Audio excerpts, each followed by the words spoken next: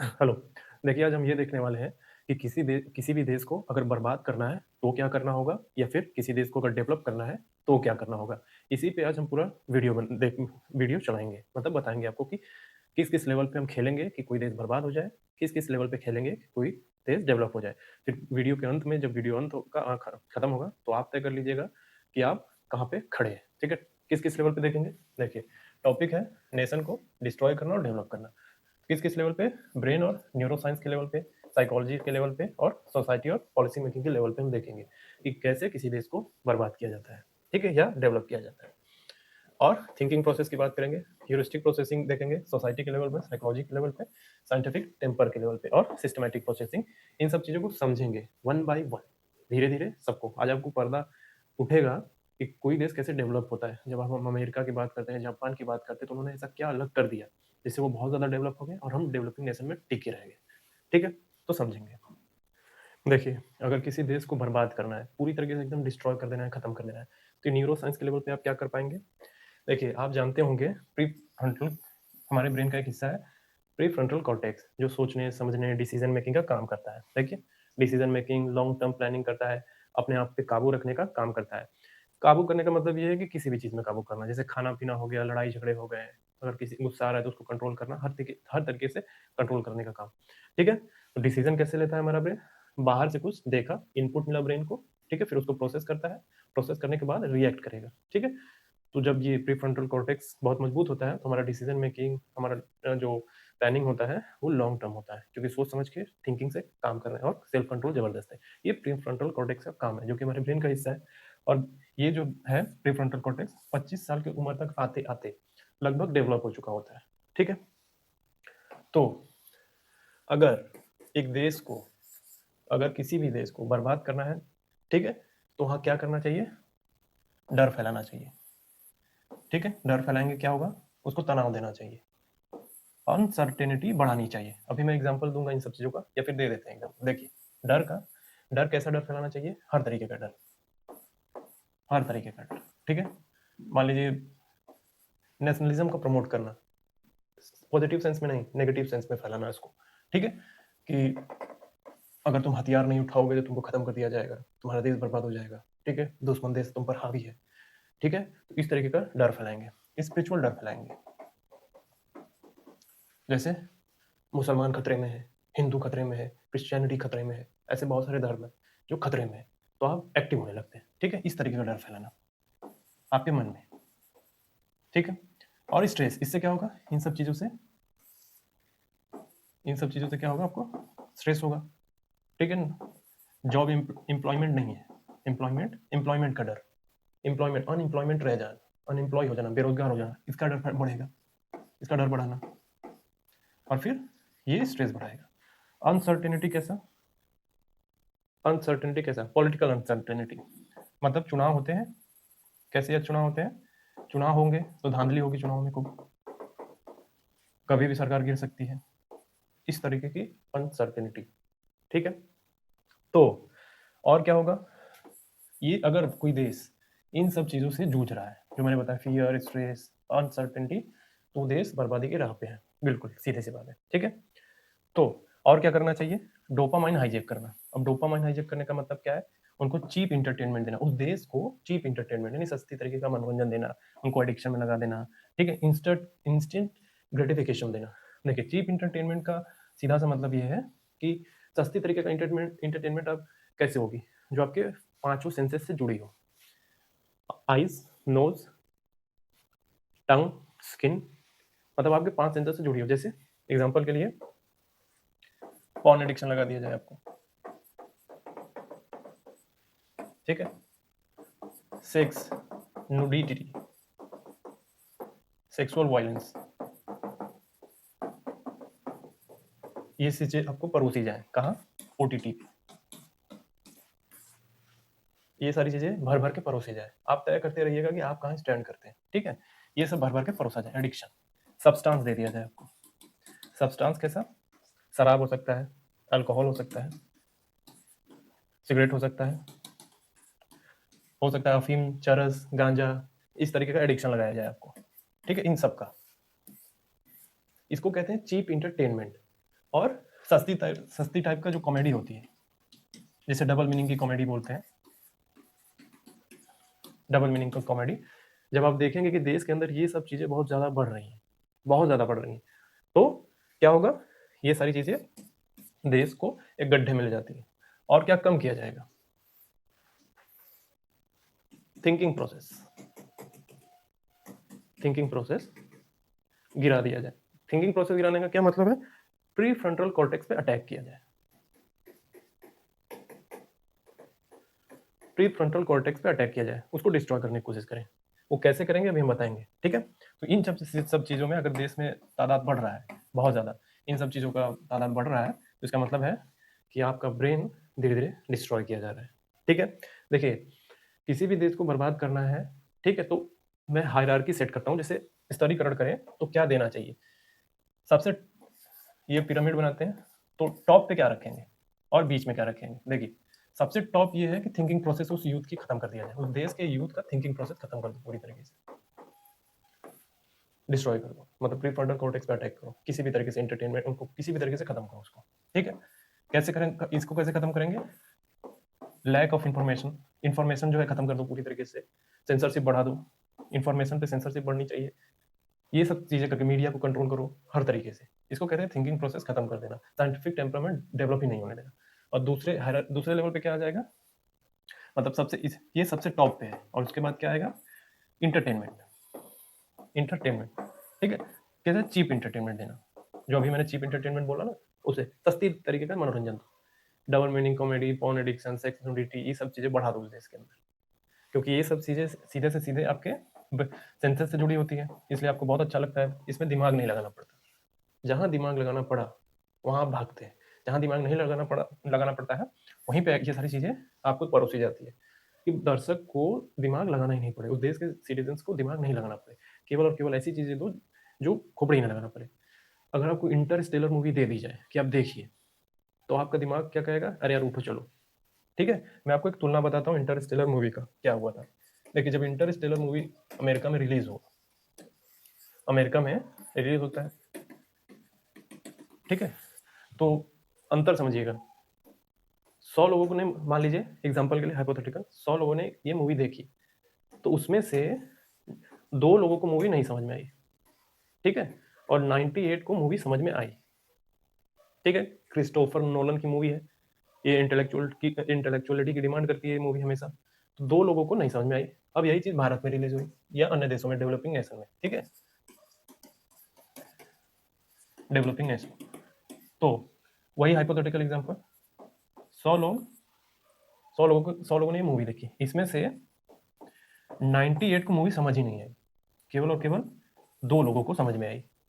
अब ये अंतर देखिए, यहाँ पे 98 लोगों को समझ में आ रही है, 2 लोगों को नहीं आ रही है, और यहाँ पे 98 लोगों को समझ नहीं आ रही है, केवल 2 लोगों को समझ में आ रही है।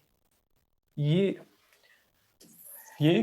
स्पेस पे आधारित मूवी है, एल्बर्ट आइंस्टाइन आपको इसमें वर्म होल और इवेंट होराइजन और उसके बाद time travel, time slippage, time dilation, ये सब समझना पड़ेगा।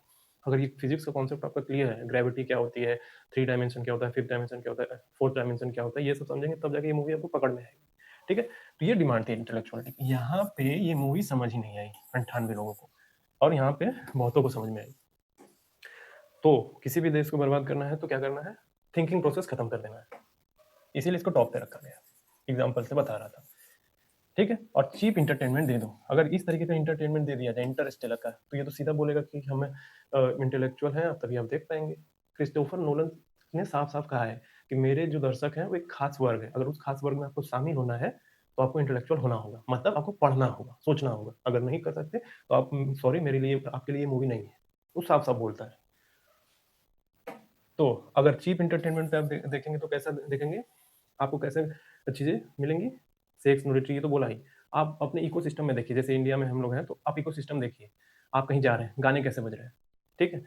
आप देखेंगे कि कोई गाना बजा रहा है, भोजपुरी, हिंदी, हर तरीके का, तो क्या गाना बजेगा, 4 बोतल वोद का खाम मेरा रोज का, इस तरीके के गाने बजेंगे, या फिर तो हल्लंगा उठा दे रिमोट से, इस तरीके के गाने बजेंगे जो चीप टाइप के हैं, मीनिंगलेस है कब, ठीक है। तो अगर ये भर भर के परोसा जा रहा है, भर भर के परोसा जा रहा है, तब आप खतरे में हैं, तब देश के यूथ की थिंकिंग प्रोसेस खतरे में है, वो देश गड्ढे में जाएगा ही जाएगा।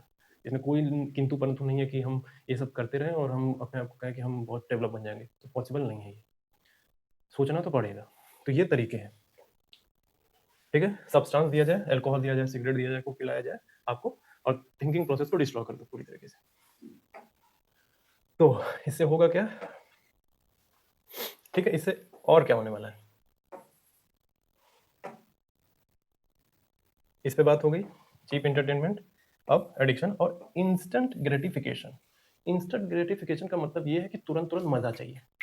आपने देखा होगा ना, बहुत लोगों का कल्चर ये सुनने में, आप लोग सुनते होंगे आसपास ये बोलते हुए कि हटाओ यार, अभी कल का कल देखेंगे, आज जो मिल रहा है, तुरंत जो मिल रहा है अभी चाहिए, ठीक है, भाड़ में जाए पुरानी बातें, कल का कल देखेंगे, आज चाहिए। तो ये है इंस्टेंट ग्रेटिफिकेशन। अब इंस्टेंट ग्रेटिफिकेशन में अब क्या हो सकता है आपके लिए, मैं बताता हूँ। साइकोलॉजिकल और अपने हार्मोन्स के लेवल पे मास्टरबेट करते हैं, आपको उकसाया जाता है, आप ऐसी मूवीज देखते हैं क्योंकि उस देश में ऐसा परोसा गया है, तो आपका ये चीज बहुत बढ़ेगा, बहुत ज्यादा, क्योंकि डोपामाइन हाई हाई रिलीज करता है इस वक्त, ठीक है। तो ये करेंगे आप। इंस्टेंट ग्रेटिफिकेशन में जब आपको बोल दिया जाए आप इंटरस्टेलर मूवी देखो, आपको दो ऑप्शन दिया है, इंटरस्टेलर मूवी देखो या फिर कोई कह सकते हैं कि कोई हंसी मजाक कॉमेडी वाला मूवी, या फिर आपके डोपामाइन जिसमें दिमाग ना लगाना पड़े। तो मान लीजिए क्या देखेंगे, कैसी कॉमेडी मूवी, कोई डबल मीनिंग की कॉमेडी समझ लीजिए, ठीक है, कोई भी मूवी, तो आप इस पे चले जाएंगे, इंस्टेंट ग्रेटिफिकेशन। इसको बाद में देखेंगे इंटरस्टेलर, क्योंकि इसमें दिमाग लगाना है, इसमें नहीं लगाना है, तो इसमें पढ़ो, तो अब ये देखेंगे। ये होता है इंस्टेंट ग्रेटिफिकेशन, तुरंत तुरंत हमें मजा चाहिए, ठीक है। और क्या है उसके बाद, रोल मॉडल। गलत रोल मॉडल चुनना। देखिए रोल मॉडल कैसे चुनते हैं, हमारे अंदर एक ब्रेन में एक मिरर न्यूरॉन्स है, मिरर न्यूरॉन्स। मिरर न्यूरॉन्स क्या करता है, मिरर न्यूरॉन्स करता ये है कि वो देख कर ऑब्जर्व करके सीखता है, ठीक है। एक बच्चा है या हम है, तो हम देख के सीखते हैं। मान लीजिए आपने आपको क्रिकेटर बनना है, आपने महेंद्र सिंह धोनी को अपना रोल मॉडल बनाया, अब रोल महेंद्र सिंह धोनी जो भी कर रहा है तो आप भी वही कर रहे हैं, तो आप हो सकता है भविष्य में खिलाड़ी बने। अब कोई ये हो सकता है कि जो अभी आप देख रहे होंगे कि रहमान डकैत, आपने धुरंधर मूवी देखी होगी, उसमें रहमान डकैत को शॉर्ट में देखा होगा आपने, बहुत ज्यादा ट्रेंड कर रहा था, लोग उसको फॉलो कर रहे थे, ठीक है। अगर रहमान डकैत को फॉलो करने लग गए तो आप कैसे बनेंगे, आप समझ लीजिए, ठीक है। यही कहते हैं अगर गलत रोल मॉडल बना लिया तब दिक्कत है, ठीक है। अगर उस देश में ऐसा हो रहा है, अब रहमान डकैत लोग डांस कर रहे हैं, नाच रहे हैं, उसको ग्लोरीफाई कर दिया है, तब देखिए आप कितने खतरे में है। तो क्या क्या हो गया, फियर, स्ट्रेस, अनसर्टेनिटी हो गया, डोपामाइन हाईजैक। और डोपामाइन हाईजैक करना मतलब चीप इंटरटेनमेंट देना, एडिक्शन में लगा देना, इंस्टेंट ग्रेटिफिकेशन देना, रॉन्ग रोल मॉडल बनाना, ठीक है। तो इस सब चीजों से होता क्या है, जब ये सब चीजें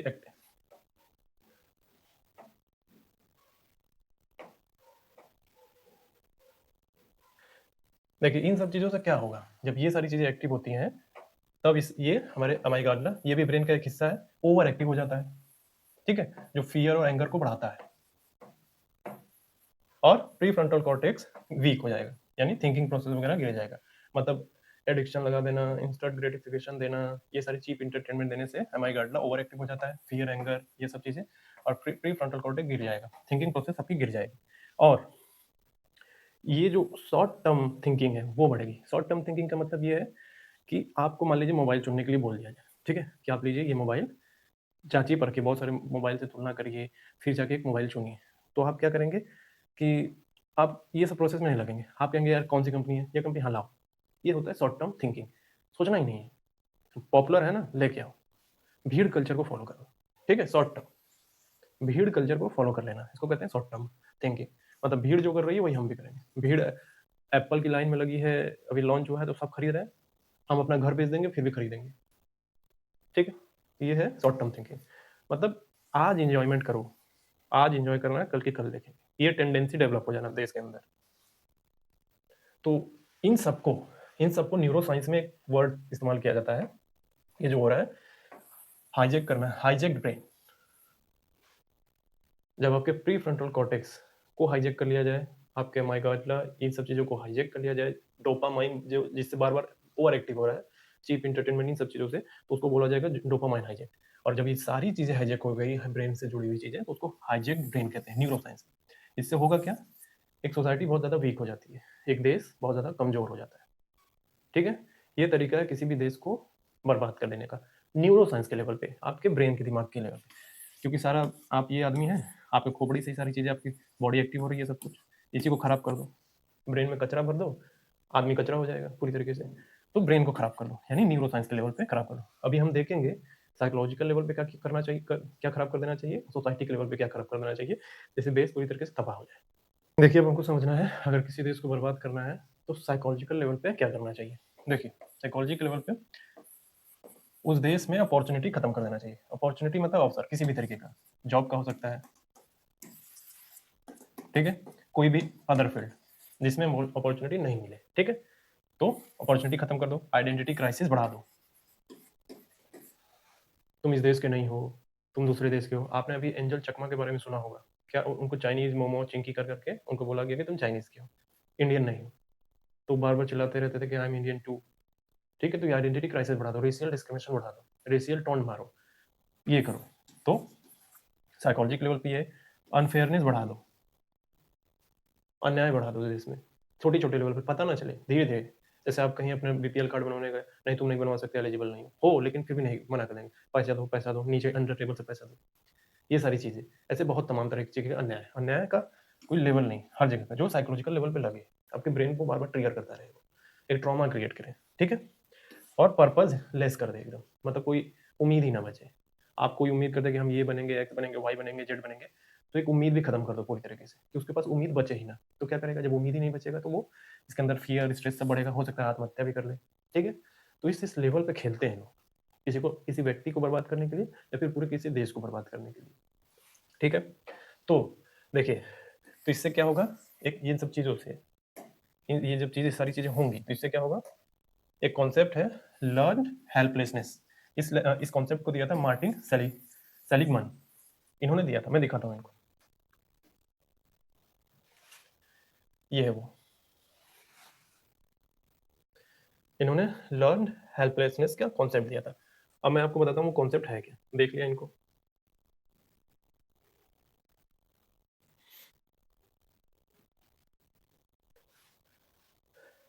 देखिए, लर्न हेल्पलेसनेस का मतलब ये है कि आप कोई चीज कंटिन्यूअस आप प्रयास कर रहे हैं, ठीक है, बार बार फेल हो रहे हैं, कुछ कर रहे हैं, बार बार फेल हो रहे हैं, बार बार फेल हो रहे हैं, तो इससे हो क्या रहा है, आप अपने ऊपर से कंट्रोल खो रहे हैं धीरे धीरे। आप ऐसा महसूस कर रहे हैं कि आप फेल हो रहे हैं बार बार, आप वो कर ही नहीं सकते, ठीक है। तो ऐसा फील होने लगता है, तो आप उसके बाद आप ट्राई करना ही छोड़ देते हैं। मान लीजिए आप एक्स को एग्जाम दे रहे हैं, बार बार ट्राई कर रहे हैं, बार बार ट्राई कर रहे हैं, फेल हो रहे हैं, फेल हो रहे हैं, फेल हो रहे हैं, और बाहर से आपको कोई ट्रॉमेटाइज कर रहा हो, नहीं कर सकते तुम कर ही नहीं पाओगे, ठीक है, बार बार, और बार बार फेल हो रहे हैं, बार बार फेल हो रहे हैं, बार बार फेल हो रहे हैं, और बाहर से कोई ट्रॉमेटाइज करता जा रहा है, नहीं हो पाएगा तुमसे, तुम बेकार हो, खराब हो, खराब हो। तो होगा क्या, एक समय के बाद वो फील भी कर लेगा कि नहीं, हाँ सच में नहीं कर पाऊंगा मैं, ठीक है, फिर वो ट्राई करना छोड़ देगा। व्यक्ति के लेवल पे, देश के लेवल पे, देश के लेवल पे भारत नहीं कर पाएगा, भारत नहीं कर पाएगा, भारत नहीं कर पाएगा, बार बार ट्रोमेटाइज किया जाए, तो हो सकता है एक बार मान भी ले, ठीक है। ये कॉन्सेप्ट दिया था मार्टिन सेलिगमन ने, ठीक, उसको इतना ट्रोमेटाइज कर दो तो ट्राई करना ही छोड़ दे। यही कॉन्सेप्ट है लर्न हेल्पलेसनेस का। इन्होंने कुत्ते पे एग्जांपल किया था, उनको एक ट्रेडमिल पे चलाया, बार बार चलाया, हर्डल लाया, फिर एक समय के बाद कुत्ता ट्राई करना ही छोड़ दिया, और उसको ट्रोमेटाइज भी किया गया। इसको बहुत अच्छे से दिखाया गया है एक मूवी में, तारे जमीन पे। आपने देखा होगा कि एक बच्चा होता है ईशान, ठीक है, ईशान, उसका बाप क्या करता है, उसका पिता जो होता है, क्या कहता है, बार बार उसको, ईशान को ब्लेम करता रहता है, और उसको एक पढ़ने पढ़ने लिखने की बीमारी रहती है, कि कुछ चीज़ों को फर्क नहीं कर पाता है, उसको कोई बीमारी रहती है उस चीज़ को, पिता समझ नहीं पाता है, बार बार उसको ट्रोमेटाइज करता रहता है। तो आमिर खान का सीन आता है उसमें, जब वो समझाता है जाके पिता को कि देखिए, हर बच्चे का एक अपनी अपनी खूबी होती है, बार बार आप ट्रोमेटाइज करेंगे तो वो हो सकता है टूट भी जाए। उन्होंने वहाँ पे एक एग्जाम्पल दिया, एक ट्राइबल का एग्जाम्पल दिया कि एक वृक्ष रहता है, जब किसी ट्राइब वृक्ष को खत्म करना रहता है उनको, तो वो जाके, वो इसके पास जाके उसको गाली देते हैं, कोसते हैं इनको, तो एक समय के बाद देखते हो पेड़ खुद ब खुद सूख जाता है। ठीक वैसे ही ईशान को बार बार आप ट्रोमेटाइज करेंगे तो ये हो सकता है ये सूख जाए पूरी तरीके से। ये सोचना कि मैं इसको पोक करूंगा, उल्टा सीधा बोलूंगा तो इसके अंदर आग भड़केगी फिर ये करेगा, ऐसा होता नहीं है। ये बस सुनने में काफी अच्छा लगता है, ट्रिगर करने के लिए, पल भर के लिए। मेजोरिटी में ये होता है कि लोग टूट जाते हैं, बार बार ट्रोमेटाइज करिए उसको, बार बार, ठीक है। तो एग्जाम्पल दिया, फिर वही एग्जाम्पल उनके अपने पिता पे दे दिया कि अगर आपको इतना ही शौक है तो चाइनीज दे देता है पढ़ने के लिए, लो चाइनीज पढ़ के दिखाओ, तो फिर वो चिल्लाता है मैं कैसे पढ़ सकता हूँ, मैं कैसे पढ़ सकता हूँ। ठीक वैसे ही क्यों ईशान भी नहीं पढ़ सकता है, समझाने के लिए बोल रहा था, ठीक है। तो ये था एग्जाम्पल, ट्रोमेटाइज करना किसी भी चीज को, यही है लर्न हेल्पलेसनेस, जिन्होंने ये कॉन्सेप्ट दिया था, बताया था। ठीक है, तो इससे होगा क्या, ये अगर कंटिन्यूअस ये लर्न हेल्पलेसनेस बढ़ती है आप में, तो क्या होगा, हमें फ्रस्ट्रेशन बढ़ेगा, अग्रेशन बढ़ेगा और हेट पॉलिटिक्स बढ़ेगा, यही सब बढ़ जाता है बहुत ज़्यादा। किसी भी देश को बर्बाद करना है तो इन सब कॉन्सेप्ट को फॉलो करना है, किसी व्यक्ति को बर्बाद करना है ये कॉन्सेप्ट फॉलो करिए, करना नहीं, मैं बता रहा हूँ कैसे किया जाता है। ठीक है, तो ये था साइकोलॉजिकल लेवल पे, मतलब साइकोलॉजिकल लेवल पे अटैक करना उसके ब्रेन पे। ठीक है, आपने एक मूवी देखी होगी ना छावा, छावा में क्या बोलता है कि मन के जीते जीत है, मन के हारे हार, तो ये साइकोलॉजी की बात कर रहा होता है उस वक्त। साइकोलॉजी के लेवल पर अगर किसी को डिस्ट्रॉय कर देंगे तो खुद ब खुद अपना शरीर तोड़ लेगा, आगे ही नहीं बढ़ पाएगा। लर्न हेल्पलेसनेस उसको बहुत अच्छे से समझाता है। अब हम देखेंगे कि सोसाइटी के लेवल पर कैसे किसी देश को खत्म करना है, किसी व्यक्ति को खत्म कर देना है। खत्म कर देना है, मार नहीं देना है, बर्बाद कर देना है। देखिए सोसाइटी के लेवल पर क्या करेंगे कि देश की धज्जी उड़ जाए। देखिए सोसाइटी के लेवल पर आप करेंगे क्या, यूथ की थिंकिंग प्रोसेस को खत्म कर दीजिए। ठीक है, कैसे खत्म करेंगे, एजुकेशन सिस्टम को रूट लर्निंग बना दीजिए। रूट लर्निंग का मतलब है कि रट्टा, आपने थ्री इडियट मूवी देखी होगी, थ्री इडियट मूवी में आंसर क्या करता है, रट्टा है, तो सोचता नहीं है, बस रटता जाता है। तो आप देखेंगे एक मूवी का सीन है जहाँ पे आमिर खान जो है उसका स्पीच चेंज कर देता है, तो फिर उसका लाइब्रेरियन कहता है कि देखो भाई समझ के पढ़ो, तो साइलेंसर बोलता है कि मतलब नहीं चाहिए दुबे जी, मैं रट लेगा, आई मेमोराइज। तो वो रूट लर्निंग है, वो समझा नहीं, केवल केवल और केवल रट के चला गया, और जानते हैं कि हॉल में क्या होता है, मजाक बन जाता है वो। तो रूट लर्निंग बढ़ा दो पूरी तरीके से। ठीक है, क्रिटिकल थिंकिंग खत्म कर दो पूरी तरीके से, सोचना समझना ही नहीं, इंस्टेंट सब होना चाहिए, लॉजिक डेटा फैक्ट्स ये नहीं चाहिए, खत्म करो इसको। ठीक है, फेक न्यूज बढ़ाओ, प्रोपेगेंडा सेट करो, ताकि वहाँ उस देश का सिटीजन जो है इसको फीड करता रहे। ठीक है, फेक न्यूज बढ़ा देना है, प्रोपेगेंडा सेट कर देना है। और क्या करेंगे, साइंटिफिक टेम्परामेंट खत्म कर दो, एम्प्लॉयमेंट कम एकदम पूरी से खत्म करो, वहाँ के सिटीजन की डिग्निटी गिरा दो पूरी तरीके से। ठीक है, तो देश खत्म होने की राह पे हो जाएगा। ठीक है, और क्या करो, खराब हीरोज को प्रमोट करो, खराब हीरोज को, रॉन्ग गलत, जिनको वो अपना रोल मॉडल बना ले, ऐसे लोगों को सामने लाओ ही मत। जैसे टीचर्स हो गए, जो रिसर्चर हो गए, अच्छे थिंकर है, उनको इग्नोर कर दो पूरी तरीके से, और रॉन्ग हीरोज को प्रमोट कर दो। जो दिखता है वो बिकता है, सारा यूथ यही देखेगा, जब ये सब चीजें खराब करी दी हैं इनको तो वो प्रमोट कर ही लेगा। तो आप इसीलिए देखेंगे कि टिकटॉक कल्चर, शॉर्ट कल्चर में बहुत सारे यंगस्टर्स जो हैं एजुकेशनल चीज़ों पे कम ध्यान दे कि वो जहाँ पे दिमाग ना लगाना पड़े उन सब चीज़ों को प्रमोट करते हैं। आप देखेंगे उनके फॉलोवर, उनके सब्सक्राइबर को बहुत ज़्यादा होते हैं, बहुत ज़्यादा हो जितना आप सोचेंगे नहीं उससे भी ज़्यादा। और वहीं आप देखेंगे कोई टीचर है या फिर कोई रिसर्चर है या फिर कोई साइंटिफिक टेम्परा कोई एजुकेशनल चैनल हो, उसका जो सब्सक्रिप्शन है पूरा एकदम गिरा रहता है, ज़्यादा नहीं होते, उसको खूब मेहनत करनी पड़ती है। अब इस पर बात करेंगे क्यों ऐसा होता है। ठीक है, तो देखिए जॉर्ज ऑरवेल एक व्यक्ति थे, राइटर भी थे। इनका कहना था कि अगर किसी देश को एकदम पूरी तरीके से खराब करना है तो उस देश से जो फैक्ट्स गायब कर दो, मतलब वो देश ये सोचेगा कि फैक्ट मैटर ही नहीं करना है, खुद ब खुद वो खत्म कर लेगा अपने आप को, फैक्ट्स गायब कर दो पूरी तरीके से, जॉर्ज ऑरवेल का कहना था। ठीक है, और क्या करो, इमोशनली चार्ज करो उनको, इमोशनली चार्ज करो, हर चीज में इमोशन डाल दो, लॉजिकल मत रखो उनको, हर चीज में इमोशनल। जैसे आपको कोई माँ की गाली दे दे, बहन की गाली दे दे, आप सोचते नहीं, तुरंत ट्रिगर हो जाते हैं, लेकिन जो समझने वाला रहता है वो पहले ठहरेगा, थोड़ी देर के लिए सोचेगा, आउटकम निकालेगा, फिर रिएक्ट करेगा। ऐसे ये नहीं करना है, इमोशनली चार्ज कर दे आपको पूरी तरीके से, आप उसके कंट्रोल में चले गए। अब वो जो वो चाहेगा आप वो करेंगे, वो चाहता था लड़ाई करना, आपको इमोशनली ट्रिगर कर दिया, आप ट्रिगर हो गए पूरी तरीके से। तो इमोशनली चार्ज कर दो और साइंटिफिकली गिरा दो नीचे उसको। और जिस देश में पॉलिटिक्स बहुत, नॉलेज से ज़्यादा पॉलिटिक्स हो रहा हो, पॉलिटिक्स की बातें चल रही हो यूथ के बीच में बहुत ज़्यादा, कि वो ये नहीं बात कर रहे हैं कि नए रिसर्च क्या आया है, अन्य देशों में क्या चल रहा है, हमारे देश में क्या है, तुलना नहीं कर रहे हैं, हम कहाँ स्टैंड कर रहे हैं, ये सब खत्म हो जाए, इसी में लगे हुए।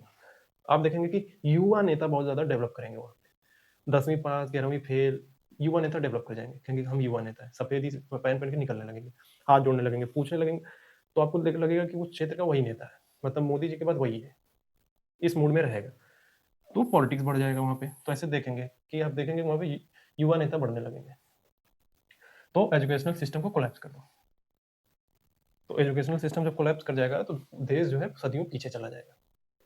जब ये बोला जाता है ना कि सदियों पीछे चला गया है, अमेरिका हमसे 50 साल आगे है, चाइना हमसे 40 साल आगे है, जब ये सब शब्द इस्तेमाल होता है ना, तो इसका मतलब ये होता है कि इन सब लेवल पे, एजुकेशन लेवल पे, सोचने के थिंकिंग के लेवल पे, कल्चर के लेवल पे ये हमसे कई गुना ज़्यादा आगे है। ये मतलब होता है इसका। तो ये सब करेंगे तो एक देश पूरी तरीके से खत्म हो जाएगा। न्यूरो साइंस के लेवल पे, साइकोलॉजी के लेवल पे, सोसाइटी के लेवल पे देश भी खत्म हो सकता है, व्यक्ति भी खत्म हो सकता है, अगर किसी को तोड़ना है पूरी तरीके से। ठीक है? तो जब हम बोलते हैं ना we the people of India, तो वी द पीपल में वी हम ही है, हम ही भारत है। अब आपके अंदर जो भारत है, आप समझ लीजिए कि आप उसको बहुत ज़्यादा डेवलप करना चाहते हैं, उसको कमज़ोर करना चाहते हैं या बर्बाद करना चाहते हैं, वो आपके ऊपर है। लॉजिकल रहेंगे, फैक्ट पे ध्यान देंगे, तो आप बर्बाद नहीं होंगे, क्योंकि हम ही से देश है। हम बर्बाद हुए तो देश खत्म हो जाएगा अपने आप में। मैं इंटरस्टेलर का एग्जांपल दिया था ना कि 100 लोगों में से 2 लोगों को समझ नहीं आया अमेरिका में, और भारत में रिलीज हुआ तो 98 लोगों को समझ नहीं आया, केवल 2 ही को समझ में आया। इससे आप अंदाजा लगा सकते हैं। देखिए, अब हम बात करेंगे कि ये तो हो गया कि किसी देश को कैसे बर्बाद करना है। अब हम बात करेंगे अगर किसी देश को डेवलप करना है, तब क्या करना है? जो मैंने इसमें बताया है कि ये नहीं करना है, ये नहीं करना है, ये करेंगे तो देश खराब हो जाएगा, बस उसी को नहीं करना है। और उसी को नहीं करना है, इससे क्या मतलब है, उसको थोड़ा पिक्चराइज़ करेंगे। देखिए, अब हमको ये समझना है कि अगर किसी देश को डेवलप करना है, तो हमें क्या-क्या पैरामीटर अपनाने होंगे। न्यूरो साइंस के लेवल पे हमें क्या करना होगा? सोसाइटी को, यूथ के ब्रेन को ऑप्टिमम स्टेट में लाना होगा। ऑप्टिमम स्टेट का मतलब क्या है? वहाँ पे स्ट्रक्चर्ड अपॉर्च्युनिटी हो हर चीज़ के लिए, जॉब के लिए, स्पोर्ट के लिए, एजुकेशन के लिए, हर चीज़ के लिए एक अपॉर्च्युनिटी होनी ही चाहिए। ठीक है? लॉन्ग टर्म विज़न हो। अपने आप को आने वाले सालों में कहाँ देखेंगे, जो बनना चाहते हैं। देश अपने आप को कहाँ देखना चाहता है, एक लॉन्ग टर्म विज़न होना चाहिए। और न्यूरो साइंस की भाषा में इसे कहते हैं हेल्दी प्रीफ्रंटल एक्टिवेशन। ठीक है? प्रीफ्रंटल आपके सोचने समझने, डिसीजन लेने से जुड़ा हुआ है, तो इसी को बोलते हैं हेल्दी प्रीफ्रंटल एक्टिवेशन या फिर बैलेंस डोपामाइन सिस्टम। ठीक है? इससे होगा क्या? इससे ये होता है कि उस देश के यूथ के अंदर रिस्पॉन्सिबिलिटी बढ़ती है, इनोवेशन बढ़ता है, पेशेंस यानी धैर्य बढ़ता है। जो हम है ना, इंस्टेंट ग्रेटिफिकेशन जो हमें चाहिए था, जो एक देश को बर्बाद करता है, शॉर्ट टेम्पर होता है, तुरंत तुरंत एक्टिवेट हो जाता है, वो नहीं होगा। पेशेंस बढ़ेगा और फ्यूचरिस्टिक थिंकिंग उसके अंदर डेवलप होगी कि फ्यूचर में हम क्या नया बनाएंगे, क्या अच्छा कर सकते हैं देश के लिए, ऐसी सोच डेवलप होगी इन सब चीज़ों से। देखिए, साइकोलॉजी के लेवल पे हम क्या कर सकते हैं अगर किसी देश को बेहतर बनाना है, तो एक थे साइकोलॉजिस्ट विक्टर फ्रैंकल। इनका कहना था कि the greatest human strength is meaning, यानी एक अर्थ जीवन में, जो आप आपके जीवन जो है बिना मीनिंग के मीनिंगलेस है। मीनिंगलेस मतलब, मीनिंग होने का मतलब क्या है कि आप जीवन में कुछ करना चाहते हैं, कुछ पाना चाहते हैं, धरती पे आप आए हैं तो आपका कुछ तो मकसद होगा, यानी कुछ तो करना होगा। वो मकसद, अगर वो मकसद आपके पास है, तो कोई भी व्यक्ति, कोई भी देश आगे बढ़ेगा। कोई भी देश अपना चाहेगा ना कि हमारे मकसद ये है, हमारा टारगेट ये है, हम ये करना चाहते हैं, और कोई व्यक्ति कहेगा कि हमारा टारगेट ये है, हम ये करना चाहते हैं, एक्स वाई जेड, जो देश के लिए विकास करे और आपके लिए भी बेहतर रहे। तो मीनिंग होना चाहिए, ये विक्टर फ्रैंकलिन कहते थे। इनको दिखाता हूँ मैं, ये विक्टर फ्रैंकल है। इन्होंने ऐसी बात की थी, मीनिंग पे फोकस करना है, मीनिंग होना चाहिए, कुछ जीवन में आपके मकसद होना चाहिए। फेयरनेस और जस्टिस बढ़े, इससे क्या होगा? ट्रस्ट बिल्ड होगा। आपने अभी देखा होगा कि उन्नाव रेप केस का मामला है, ठीक है? पूरे देश में बहुत बड़ा भड़कम मचा, पूरी तरीके से। एक रेपिस्ट को, कन्विक्टेड रेपिस्ट को छोड़ा गया, ठीक है? तो उसमें क्या हुआ? पूरा देश भड़क गया। सो हाई कोर्ट ने छोड़ा, सुप्रीम कोर्ट ने उस पर स्टे लगा दिया। तो इससे ट्रस्ट बिल्ड होता है। अगर वही नहीं होता तो क्या होता? ट्रस्ट बिल्ड नहीं होता, ठीक है? और वो भी तब मिला, स्टे लगा जब पूरे देश में बवाल मचा, और नहीं होता तो शायद छूट भी जाता। तो होप होनी चाहिए, आशा होनी चाहिए एक देश को, एक व्यक्ति को भी, एक देश को भी, कि हम अपने आप को बेहतर करेंगे। रोल मॉडल अच्छा होना चाहिए। जैसे हमारा मिरर न्यूरॉन्स, ब्रेन का मिरर न्यूरॉन्स क्या करता है? देख के सीखता है, ऑब्जर्व करता है, हर चीज़ों को देख के सीखने की आदत है। जब हमारे यहाँ रोल मॉडल्स अच्छे होंगे, जैसे एपीजे अब्दुल कलाम हो गए, इन सब जैसे साइंटिस्ट वाले रोल मॉडल जब बहुत ज़्यादा बढ़ेंगे, तो वो देश डेवलप बनने की राह पे होता है। जब देखेंगे अब इधर उधर के सस्ते एंटरटेनमेंट वाले इन सब चीज़ों को बहुत ज़्यादा प्रमोट करेंगे, तो फिर मुश्किल है। देखिए, अब हमको सोसाइटी के लेवल पे देखना है कि देश को डेवलप कैसे करें। जब भी हम बोलते हैं कि देश को हमको विकास करना है, तो हमको देखना होगा कि उस सोसाइटी में एजुकेशन सिस्टम या उस देश का एजुकेशन सिस्टम कैसा है। जब उस देश में एक education system critical thinking, creativity, ethics और साइंस को प्रमोट कर रहा है, तो हम ये अनुमान लगा सकते हैं कि हाँ, वो देश सही रास्ते पे है।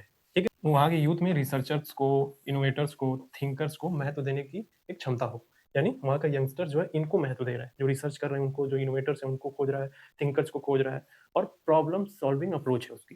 यानी कोई सामने प्रॉब्लम आया तो परेशान नहीं हुआ, वो रास्ते ढूंढने लगा, सोचने लगा। तो इस तरीके से कोई देश डेवलप करता है, अगर इस तरीके का सोसाइटी बना हुआ है। और क्या कल्चर है, अगर डिबेटिंग का कल्चर अलाउ है। डिबेट कल्चर अलाउ होने का क्या मतलब ये है कि देखिए, आपने देखा होगा कि अगर कोई विषय आता है, देश में कोई मुद्दा हो गया, तो यंगस्टर्स, बहुत सारे यंगस्टर्स अन्य देशों को आप देखेंगे तो वो डिबेट करते हैं। एक साइंटिफिक टेम्पर वाले लोग डिबेट करते हैं, बात लड़ाई नहीं करते, डिबेट करते हैं, बात करेंगे, फैक्ट क्या है, क्या हुआ था, एक इन्वेस्टिगेशन टाइप का काम करते हैं वो, एक देश का यूथ। अगर वहीं शॉर्ट टेम्पर्ड का होगा, आप देखेंगे, आपने अक्सर देखा होगा, बहुत सारे, मान लीजिए एक सिटीजन एग्जाम्पल के लिए और एक पुलिस वाला है, जब कोई चीज़ हो जाती है, पुलिस वाला पहुंचता है, तो जो यंगस्टर अगर साइंटिफिक टेम्पर वाला है तो वो बोलता है, लॉ बताता है कि सर ये था एक्स वाई जेड लॉ था। तो जब, अगर वहाँ का पुलिस वाला वो भी साइंटिफिक टेम्पर वाला है तो सुनेगा, अगर वो शॉर्ट टेम्पर्ड वाला है तो क्या कहेगा, आपने देखा होगा अक्सर हमेशा बोलते हैं, हमें हमें कानून सिखाएगा, हमको कानून सिखाएगा, इस मूड में आ जाता है। ठीक है, भले वो जॉब लेने के बाद जीवन में एक बार भी किताब ढंग से उठाया ना हो पुलिस वाला, लेकिन फिर भी कहेगा हमको कानून सिखाएगा, हमको कानून सिखाएगा, इस तरीके के शॉर्ट टेम्पर्ड वाले माइंड सेट के लोग। ठीक है, अगर उस देश में है तो देश गड्ढे में जाएगा ही जाएगा। अगर वो पुलिस वाला भी साइंटिफिक टेम्पर वाला है, सिटीजन भी साइंटिफिक टेम्पर वाला है, तो एक दूसरे के म्यूचुअल कम्युनिकेशन, म्यूचुअल अंडरस्टैंडिंग से वो बात सामने आएगी अच्छे से, ठीक है, अच्छे से इन्वेस्टिगेशन हो पाएगी।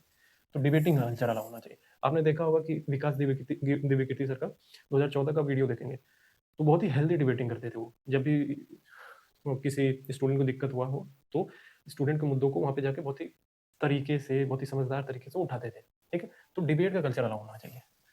और क्वेश्चन अगर कोई स्टूडेंट पूछ रहा है तो देश में मीडिया में हो चाहे क्लासरूम में हो, अगर पूछ रहा है और लोग उसको इंकरेज कर रहे हैं कि हाँ पूछो पूछो पूछो, तो देश डेवलप करेगा। और डिसेंट रिस्पेक्टेड हो, रिस्पेक्ट एक दूसरे के करते हो लोग, हर बात में गुस्से में नहीं आते हैं, ताव में नहीं आते हैं, मार देंगे पीट देंगे, इस मूड में नहीं रहते, सुनते हैं, रुकते हैं, समझते हैं, फिर आगे बढ़ते हैं। ठीक है, और वहाँ का गवर्नेंस जो है किसी देश का ट्रांसपेरेंट होना चाहिए, मेरिट बेस्ड होना चाहिए, अकाउंटेबल होना चाहिए। ट्रांसपेरेंट का मतलब क्या है, जैसे भारत देश में आरटीआई वगैरह हो, जैसे आरटीआई पे सेंसरशिप लगाना तो ये दिक्कत है देश के लिए, आरटीआई नहीं लग रहा है। मेरिट बेस्ड होना चाहिए, योग्यता को प्रमोट करते हो वो, अकाउंटेबल होना चाहिए। आपने एग्जाम्पल बहुत सारे रील्स में देखा होगा कि बहुत सारे स्पोर्ट वाले हैं, ट्रेन के कंपार्टमेंट में बैठ के जा रहे हैं, उनके पास सीट नहीं है, गवर्नमेंट का ही खेल खेलने जा रहे हैं, देश का ही नाम रोशन करने जा रहे हैं, लेकिन आप देखेंगे बाथरूम के बगल में एक सीट रहता है, वहाँ पे लोग लेट के जाते हैं, महिला पुरुष दोनों। तो अगर किसी देश में ये सारी चीज़ें हो रही हैं तो फिर दिक्कत है, ध्यान देने की जरूरत है, नहीं तो फिर गड्ढे में जाएगा। देखिए अल्बर्ट आइंस्टीन का कहना क्या था, इनका कहना था कि अगर किसी कोई भी देश, अल्बर्ट आइंस्टीन की बात कर रहे हैं कि कोई भी देश बॉम्ब फेंकने से नहीं बर्बाद होता है, वो बर्बाद तब होता है जब वहाँ का यूथ जो है सोचना छोड़ दे, स्टॉप थिंकिंग। अगर किसी देश पे बॉम्ब मारा गया है, अगर वहाँ का जो यूथ है, जो वहाँ के लोग हैं, इनोवेटर है, रिसर्चर है, तो फिर से देश को बना देंगे। लेकिन वहाँ का यूथ जब सोचता ही नहीं है, बॉम्ब फेंक दो तो भी बोलता नहीं है, तो फिर वो देश वैसा ही कबाड़ हो जाएगा। जब टूट गया फूट गया तो फिर उनके पास कोई स्किल ही नहीं है कि उसको फिर से डेवलप कर सके, तो वही आदमी जीवन जिएंगे। जापान एक अच्छा एग्जाम्पल, जापान पे बम गिराया गया, फिर लेकिन कुछ समय बाद देखेंगे जापान डेवलप कर गया, क्योंकि वहाँ के यूथ में थिंकिंग प्रोसेस नहीं रुकी है, सोचते हैं वो। देखिए अब हम दो, हमारे दिमाग के सोचने के दो तरीके होते हैं, एक होता है ह्यूरिस्टिक, एक होता है सिस्टमेटिक थिंकिंग। ठीक है, इसको ये कॉन्सेप्ट दिया था डेनियल कैनमैन ने। ये कौन है, ये है डेनियल कैनमैन। इन्होंने थिंकिंग के दो प्रोसेसिंग बताए थे, सिस्टमेटिक थिंकिंग या बोल सकते हैं सिस्टमेटिक प्रोसेसिंग, और ह्यूरिस्टिक प्रोसेसिंग या ह्यूरिस्टिक थिंकिंग, इन्होंने दिया था कॉन्सेप्ट। देखिए ह्यूरिस्टिक प्रोसेसिंग का मतलब क्या होता है, ह्यूरिस्टिक प्रोसेसिंग का मतलब ये होता है कि शॉर्टकट तरीका, सोचने का शॉर्टकट तरीका। आपको बाहर से कोई इनपुट मिलता है तो आप दिमाग नहीं लगाना चाहते, आप जल्दी से जल्दी कोई डिसीजन लेना चाहते हैं। ठीक है, उसी को बोला जाता है ह्यूरिस्टिक प्रोसेसिंग या ह्यूरिस्टिक थिंकिंग। इसमें क्या होता है, आप क्यों एकदम जल्दी से जल्दी जजमेंट लेते हैं। ठीक है, इससे क्या होता है, स्टीरियोटाइप बढ़ता है, बायसनेस बढ़ेगा, आप आपका इमोशन बहुत ज़्यादा होता है इसमें। ठीक है, एफर्ट नहीं लगाना है, एफर्टलेस होते हैं। एक एग्जाम्पल से समझेंगे, मान लीजिए आपको कोई फ़ोन खरीदना है, एक मोबाइल खरीदना है। ठीक है, आपको बोला जाता है कि आप जाके एक मोबाइल लेके आओ, तो आप इन सब पचड़ों में नहीं पड़ते कि मोबाइल का ब्रांड क्या है, मतलब मोबाइल का प्रोसेसर कैसे काम करता है, 4K है, इंटरनेट कैसे, मतलब फ़ोन के फंक्शन को नहीं समझना है। ठीक है, बस आपने ये देखा कि पॉपुलर ब्रांड है, एप्पल है, तो हम ये ले लेंगे। फ़ोन में फीचर्स क्या क्या ये नहीं देखना है, शॉर्टकट तरीका, तुरंत डिसीजन लेना है, कि हाँ ये ब्रांड है, उठा लो, होगा तो बढ़िया ही होगा। इस मूड में रहना, ये होता है ह्यूरिस्टिक थिंकिंग। और हम यही देखेंगे कि ह्यूरिस्टिक थिंकिंग से कोई देश कैसे बर्बाद हो सकता है और सिस्टमेटिक प्रोसेसिंग से कोई देश कैसे आबाद हो सकता है। तो ये कहता है ह्यूरिस्टिक प्रोसेसिंग, दिमाग नहीं लगाना है, शॉर्टकट तरीका, तुरंत डिसीजन लेना। ठीक है, तो ह्यूरिस्टिक थिंकिंग किस पे डिपेंड करती है? आपके अमाइगडाला और बेसल गैंग्लिया से, ये इससे ट्रिगन होती है। ये क्या है? ये हमारे ब्रेन के हिस्से हैं। आप नेट पे सर्च करके देख लीजिए, क्योंकि या फिर मेरा ब्रेन साइंस वाला प्लेलिस्ट देखेंगे तो उसमें सब कुछ दिखाया हुआ है। तो इससे ड्रिवेन होता है। इससे ड्रिवेन होने का क्या मतलब है कि आप इमोशनल रिएक्शन ज़्यादा देते हैं। इमोशनल, कोई भी बात हो गया इमोशनल हो गए, ठीक है। इंस्टेंट जजमेंट, तुरंत फैसला करने की, किसी को देखा जज कर दिया, पीछे का कारण नहीं समझना है आपको, तुरंत देखा जज कर दिया। किसी लड़की ने देखा कपड़ा किस तरीके का पहना है, जज कर दिया। इस मूड में रहते हैं, तुरंत इमोशनल ड्रिवन रहते हैं। क्राउड से इन्फ्लुएंस रहते हैं। क्राउड से इन्फ्लुएंस रहने का मतलब कि 100 लोग कोई काम कर रहा है तो हो सकता है वो सही कर रहे हैं तो हम भी करेंगे। भीड़ से इन्फ्लुएंस है। 100 लोग गलत काम कर रहे हैं तो आप उसमें भी शामिल हो जाएंगे। इस मूड में रहेंगे कि 100 लोग कर रहे हैं तो चलो भाई कर ही रहे हैं तो हम भी कर ही लेते हैं। सोचना ही नहीं है, दिमाग लगाना ही नहीं है, 100 लोग कर रहे हैं तो हम भी चले करेंगे, इसी मूड में रहना। ये ह्यूरिस्टिक प्रोसेसिंग का मतलब है। आप अगर ऐसा सोचते हैं तो आप ह्यूरिस्टिक प्रोसेसर वाले हैं ज़्यादातर। आप देखेंगे जितनी भी फिल्में बनती है जिसमें आपको दिमाग नहीं लगाना पड़ेगा। इंटरटेनमेंट किस पे टिका है? दिमाग नहीं लगाना देना है आपको ह्यूरिस्टिक में जाना है। कुछ ऐसी फिल्में बन जाती है इंटरस्टेलर टाइप की कि आपको सिस्टमेटिक में जाना पड़ जाता है, इसलिए आप जाते नहीं हैं कि हमको तो इंटरटेनमेंट चाहिए। आप देखिए बहुत सारे लोगों ने इंटरस्टेलर मूवी देखी लेकिन माइंड सेट इस पे टिका हुआ था, ह्यूरिस्टिक थिंकिंग वाले थे, तुरंत तुरंत मजा वाले। तो वो सोच रहे थे कि यार गाना चलते चलते बीच में मुन्नी बदनाम नहीं हो रही है, ठीक है, इस तरीके का आइटम सॉन्ग नहीं आ रहा है, तो उनको क्या लगेगा, ये तो उठ के छोड़ के चले ही जाएंगे, क्योंकि उनका पूरा का पूरा ब्रेन पाथवे जो है, न्यूरल पाथवे है, इसी तरीके से बना हुआ है। मेहनत नहीं किया है खोपड़ी पे अपने, इसलिए ये ह्यूरिस्टिक प्रोसेसिंग कैसे बर्बाद करेगा अभी बताएंगे। अब समझते हैं सिस्टमेटिक प्रोसेसिंग। देखिए सिस्टमेटिक प्रोसेसिंग क्या डिमांड करता है? एक तो स्लो है। स्लो होने का मतलब क्या है? आप लॉजिकल रहेंगे, रैशनल रहेंगे, एविडेंस बेस्ड डिसीजन लेंगे, तथ्यों के आधार पे कोई एविडेंस होगा तभी आप बोलेंगे। प्रोज कॉन्स का एनालिसिस करेंगे, मतलब ये मेरे लिए सही है, ये मेरे गलत है, सही है कि गलत है, ये सब सोचेंगे, ठीक है। टाइम लगता है, एनर्जी, मेंटल एनर्जी डिमांड करती है, मतलब इसका डिमांड है कि मेंटल एनर्जी तो लगेगी और टाइम भी बहुत लगेगा, ठीक है। ये प्रीफ्रंटल कॉर्टेक्स से जुड़ा हुआ है, जो आपके सीखने समझने थिंकिंग प्रोसेस से जुड़ा हुआ है। यस, प्रीफ्रंटल कॉर्टेक्स से जुड़ा हुआ है, ठीक है। अब मैं सिस्टमेटिक प्रोसेसिंग का समझाता हूँ एग्जांपल से। आप कोई फ़ोन खरीदने गए, आपको बोला गया फ़ोन खरीदो, ठीक है। तो आप क्या किए? आपने सुना कि मैं ये फ़ोन खरीदूंगा। अब ये फ़ोन आपने उस बुक शॉप पे गए, फ़ोन लिया हाथ में और कई फ़ोनों से तुलना की कि इसमें क्या बेहतर है। जब आपने पूरा एक्स वाई जेड तुलना किया कि ये, ठीक है, तब जाके आपने फ़ोन लिया। ये होता है सिस्टमेटिक प्रोसेसिंग। आप स्लो हैं क्योंकि इसमें टाइम लगेगा, इसलिए स्लो है, लॉजिकल है, रैशनल है, तुलनाएं कर रहे हैं, एविडेंस के आधार पे डिसीजन ले रहे हैं, तुरंत नहीं ले पा रहे हैं, सोच रहे हैं, पहले तथ्य मिल जाए, मेरा आधार मजबूत होना चाहिए, तब हम डिसीजन लेंगे। इसी से कोई देश डेवलप करता है, सिस्टमेटिक प्रोसेसिंग। अब देखिए, अब हमको ये समझना है सिस्टमेटिक क्या होता है, ह्यूरिस्टिक क्या होता है, आप समझ लें। ह्यूरिस्टिक प्रोसेसिंग रहने से देश कैसे बर्बाद होगा। देखिए, सिस्टमेटिक ह्यूरिस्टिक प्रोसेसिंग में फेक न्यूज़ और प्रोपेगेंडा एक एग्जांपल के तौर पे ले लेते हैं। अगर इसमें रहेंगे, ह्यूरिस्टिक पे रहेंगे, तो हमारा नेचर क्या रहेगा? उसको वेरीफाई नहीं करेंगे। ये जो फेक न्यूज़ है उसको वेरीफाई नहीं करेंगे, उसको ऐसे ही फॉरवर्ड कर देंगे, रीट्वीट कर देंगे, आगे बढ़ा देंगे। इससे क्या होगा? एक मॉब साइकोलॉजिकल एक्टिव हो जाएगा। मॉब मतलब क्या? भीड़। आपने मॉब लिंचिंग के बारे में सुना है ना कि 100 लोग एक एक लोग को पीट रहे हैं तो आप भी सोचेंगे मार दें इसको भी, हम भी मार दें, सोचेंगे नहीं। मॉब सेल्फ इन्फ्लुएंस है और मॉब साइकोलॉजिकली एक्टिव है आपके दिमाग में। 100 कर रहे हैं तो हम भी कर रहे हैं, हम भी करेंगे, वो सीख कर रहे हैं, मार दो उसको। इसको कहते हैं, इन सबको, ये पीपल आप वेरीफाई नहीं कर रहे हैं, मैसेज को आगे फॉरवर्ड कर दे रहे हैं, मॉब से इन्फ्लुएंस है, इसको कहा जाता है बैंड वैगन इफेक्ट। इसी को बोला जाता है बैंड वैगन इफेक्ट। अब इसके बारे में पढ़िएगा, कुछ चीज़ें अपने से भी करिएगा थोड़ा। अब ये याद रखिए कि इसको बैंड वैगन इफेक्ट बोला जाता है।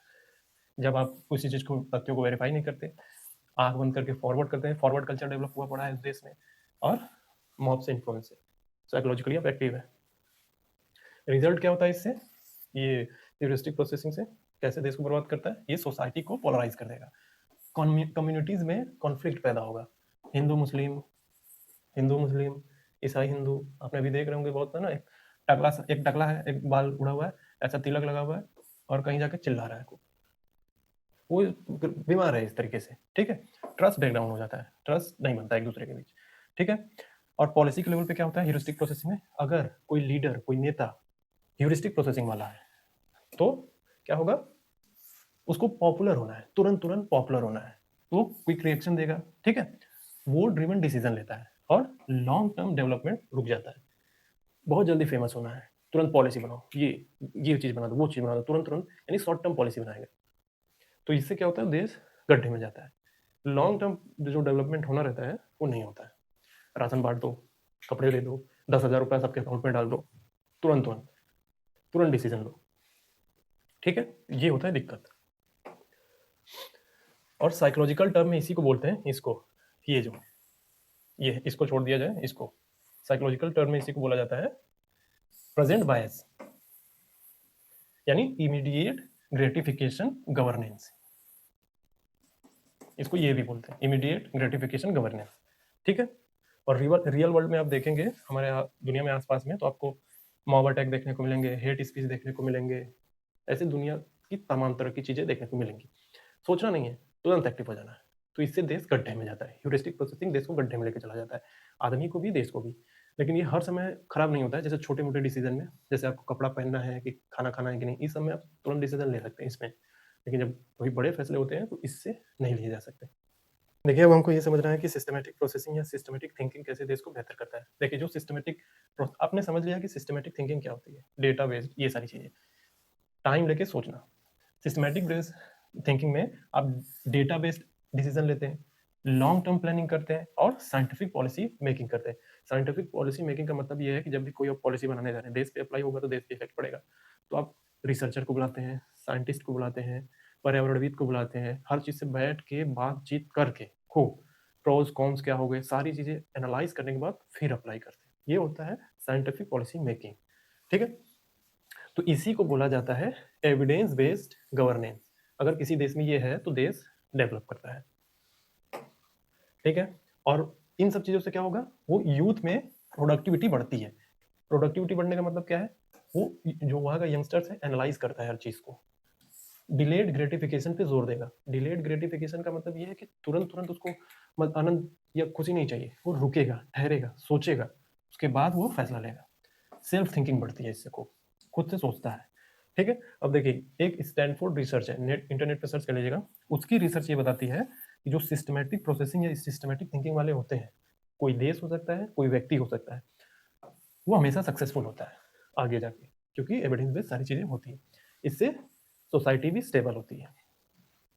तो आज हमने क्या देखा कि किसी देश को अगर बर्बाद करना है या डेवलप करना है तो किन किन लेवल पे हम कर सकते हैं, किसी व्यक्ति को कर सकते हैं, किसी देश को कर सकते हैं। सिस्टमैटिक प्रोसेसिंग क्या होता है, ह्यूरिस्टिक प्रोसेसिंग क्या होता है, वैगन इफेक्ट क्या है, ये सब चीज़ें आपने देखी और आपने समझा। और बहुत सारे जो साइंटिस्ट थे, राइटर थे, उनके कोटेशन भी मैंने ऐड किए थे। तो इस तरीके से आप डेवलप कर सकते हैं। जैसे हम बोलते हैं ना कि we the people of India, तो वी द पीपल में वी हम ही है, हम ही भारत है, हम सबके अंदर एक एक भारत बैठा हुआ है। तो आपके अंदर जो भारत बैठा हुआ है, आप तय कर लीजिए कि वो डेवलप है या फिर गड्ढे में जा रहा है। क्यों, हम ही से देश बनता है, तो जब हम ही डेवलप नहीं होंगे तो देश कहाँ से डेवलप करेगा। ऐसा साइंटिफिक टेम्पर जब हम खोदते चले जाएंगे तो देश गड्ढे में चला जाएगा, कोई भी देश चला जाएगा। जो इंटरस्टेलर की मैंने एग्जाम्पल दिया कि मूवी रिलीज होती है अमेरिका में, 98 लोगों को समझ में आता है, 2 लोगों को नहीं आता है। भारत में रिलीज होती है, 2 लोगों को समझ में आता है, 98 लोगों को नहीं समझ में आता है। ये दिक्कत है। इसका मतलब ये है, ये सारे पैरामीटर्स है, इस पैरामीटर्स पे आप किसी भी देश को, किसी भी व्यक्ति को तौल सकते हैं, पता कर सकते हैं कि किस टाइप का आदमी है, किस टाइप का देश है। और भी पैरामीटर्स है, ह्यूमन डेवलपमेंट इंडेक्स, ये सारी चीज़ें, प्रेस फ्रीडम इंडेक्स, इन सब चीज़ों से पता कर सकते हैं। तो ये था आज का पूरा रिसर्च करके बताने का तरीका। और आप तय कर लीजिए आपके अंदर कौन सा भारत बैठा हुआ है। Thank you.